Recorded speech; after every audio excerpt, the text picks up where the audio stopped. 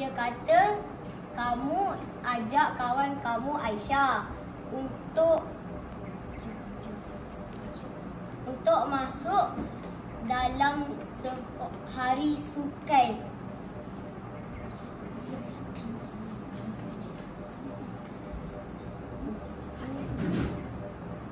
Okay, and then Dalam email cakap dekat Aisyah bila dan mana hari sukan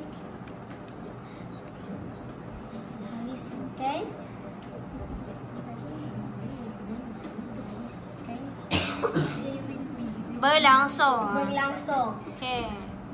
Apa Sudah bercakap, pertandingan yang mana dia? kamu masuk?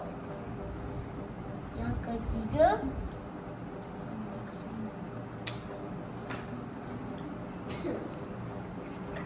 Okay, terus kepada greeting tu je. Baca je.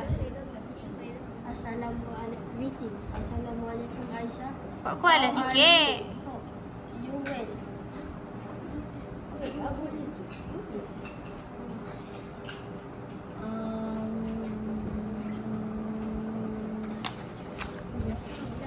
Assalamualaikum Aisyah.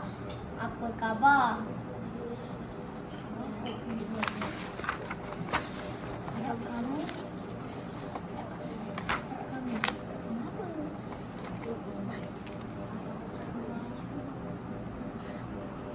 Ya Allah.